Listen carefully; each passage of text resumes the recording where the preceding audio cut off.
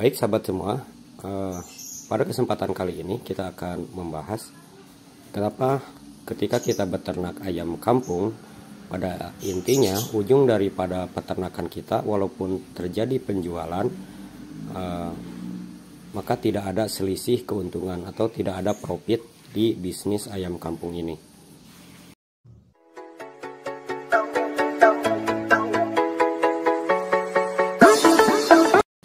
Sebagai salah satu contoh, kita memelihara ayam chopper ya.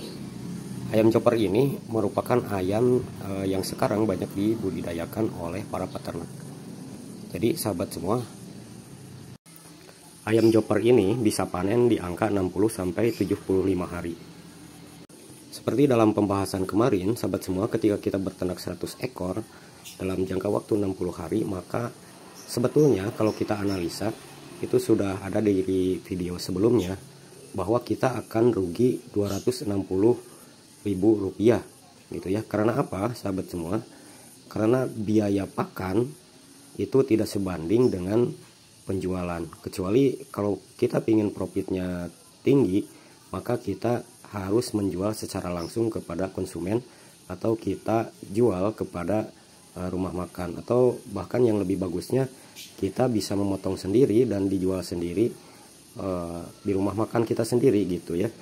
Nah, kendala ini mungkin sahabat semua menjadi kendala yang terbesar untuk para peternak karena tidak bisa menjual langsung kepada konsumen. Nah, untuk solusi yang seperti ini sahabat semua, kalian harus menjadi peternak yang kreatif. Jadi jangan untuk pakan ayam chopper ini diberi pakan daripada makanan full keseluruhan daripada pabrik ya. Jadi sangat salah kaprah sekali ketika kita beternak ayam chopper, kalau full dikasih ayam pedaging untuk pakannya, maka tidak ada titik temu, tidak ada profit gitu ya, malahan kita bakal rugi. Jadi kembalikan kepada habitat asli daripada ayam kampung ini, karena ayam kampung ini kan ayam chopper ini ayam kampung gitu, ras ayam kampung ya sahabat semua, yang dijadikan sebagai ayam pedaging gitu. Mungkin dalam video sebelumnya kalian bisa melihat bagaimana cara ternak ayam chopper. Nah, selain daripada kembalikan ke habitat aslinya, kalian juga bisa menjadi peternak yang kreatif dengan memberikan pakan-pakan alternatif gitu ya, selain daripada pakan pabrik. Bisa dibayangkan sahabat semua, ketika saya berbincang dengan para peternak ayam yang bergabung dengan PT ayam boiler, keuntungan paling juga di angka 5.000 sekian gitu ya dari per ekor. Nah, kalau kita misalkan menjadi peternak mandiri, maka untuk biaya kerja kita tidak akan tertutup untuk sehari-hari kalau dalam skala yang kecil gitu ya. Kecuali kalau popularitasnya besar, dan itu pun jika tidak terjadi mortalitas ya, tidak terjadi tingkat kematian yang begitu banyak yang merugikan daripada peternakan kita. Dan mudah-mudahan sahabat semua, pemerintah ketika menyediakan ayam-ayam alternatif seperti ayam chopper ini, sekaligus dengan menyediakan pakan yang benar-benar dikhususkan untuk ayam kampung gitu ya, tidak disediakan pakan ayam pedaging pada umumnya, sehingga profit atau keuntungan kita akan lebih maksimal gitu ya di kemudian hari. Baik sahabat semua, untuk faktor yang kedua kenapa kita beternak ayam kampung ini tidak ada keuntungan, sahabat semua, ini juga dipengaruhi dari kondisi perekonomian yang tidak mendukung. Nah, kondisi perekonomian yang tidak mendukung, tidak bagus, itu merupakan salah satu penyebab daripada kerugian peternak kita gitu ya, yang sangat sulit untuk kita kendalikan. Nah, faktor-faktor ini sahabat semua sangat dipengaruhi juga oleh pemerintah gitu ya, yang dapat mempertahankan dari segi kondisi perekonomian untuk tetap stabil. Di sisi lain kita ingin menjual dengan harga tinggi, tapi di sisi lain pemerintah tidak bisa melihat berapa pakan yang dikeluarkan oleh kita dan juga berapa penjualan yang kita keluarkan di pasar gitu ya. Nah ini harus sebenarnya ada titik temu gitu, berapa sih yang harus sebenarnya dijual itu agar ayam kita ketika kita beternak itu bisa untung gitu ya. Nah sebagai para peternak yang kecil seperti kita, tentunya kita tidak bisa menegaskan atau memberikan masukan kepada pemerintah ya sahabat semua, kecuali kita kreatif dalam memberikan pakan supaya tidak pakan boros gitu ya. Karena emang harga eceran tertinggi untuk biaya pakan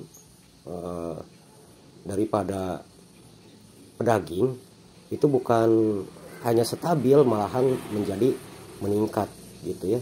Sehingga kita bingung ketika tidak ada pakan-pakan alternatif, apalagi di perkotaan gitu ya, semi kota lah gitu sahabat semua.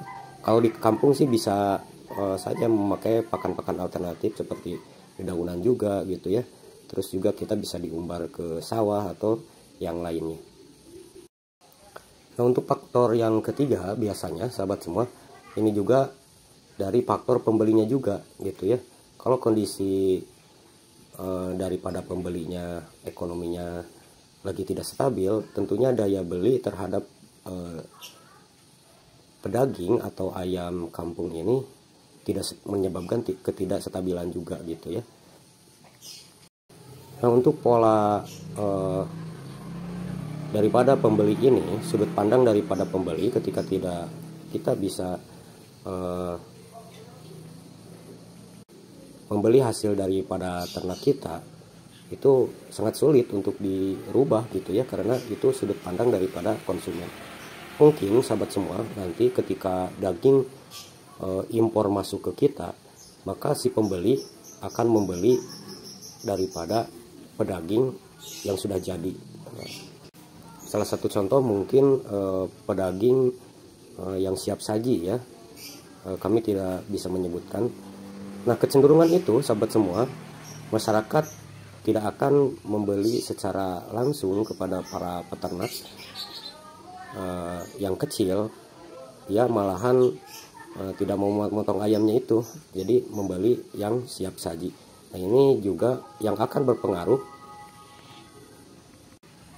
terhadap peternakan ayam kampung kita gitu ya sahabat semua. Nah itu mungkin 3 kerugian yang menyebabkan kenapa ayam pelung ini, kenapa ternak daripada ayam kampung ini tidak ada profit atau tidak ada keuntungan. Semoga videonya membantu sahabat semua. Dan untuk kalian yang ingin beternak ayam kampung atau ayam pelung, kami sediakan pada video terdahulu bagaimana cara beternak untuk ayam kampung atau ayam pelung, sehingga kita mendapat keuntungan untuk bisnis sampingan kita atau usaha inti kita. Terima kasih sudah menonton. Wabillahi taufiq wal hidayah. Wassalamualaikum warahmatullahi wabarakatuh. Sampai jumpa pada video berikutnya.